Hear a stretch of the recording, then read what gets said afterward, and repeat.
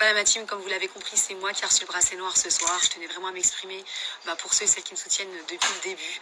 Franchement, j'ai une communauté de dingue. Là, je vois vraiment tout votre soutien et ça me fait plaisir. Je me dis, waouh, quoi qu'il arrive, vous êtes toujours là et ça me touche du plus profond de mon cœur. Donc restez branchés, la suite dans quelques instants.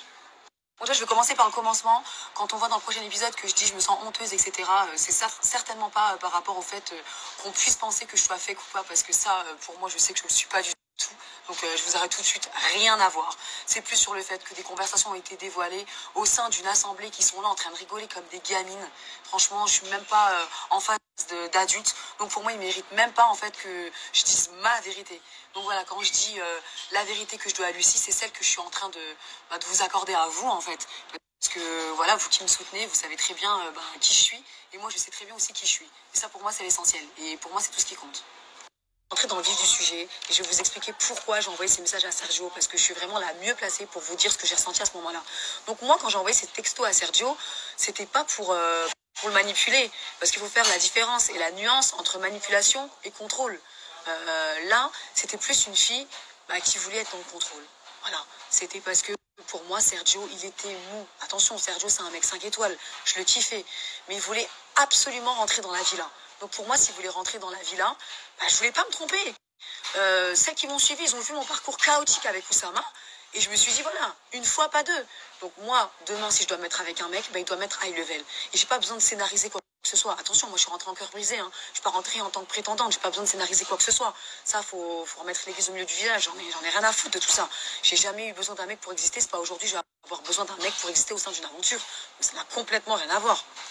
Pour remettre les choses dans le contexte, les filles, je suis arrivée en fin de programme, ça faisait 4 jours que j'étais dans la villa, seulement 3 jours que j'étais avec Sergio, donc voilà, c'est normal que j'ai des doutes, c'est normal que je sois pas bien, et je l'ai pas beaucoup vu Sergio, contrairement à tous ceux là qui ont des proximités, qui dorment ensemble le soir, qui sont ensemble dans la villa, etc. Moi non, donc moi j'avais besoin juste de le pousser à ce qu'il se batte pour moi. Voilà, tu veux que ça se passe bien entre nous, tu veux rentrer dans la villa, bats-toi pour moi. C'est tout. Moi, attention, Sergio, c'était un mec 5 étoiles. Mais il manquait un truc. Il y avait une certaine réticence de son côté, et aussi du mien, une certaine peur aussi, parce qu'on se connaissait en tant qu'amis.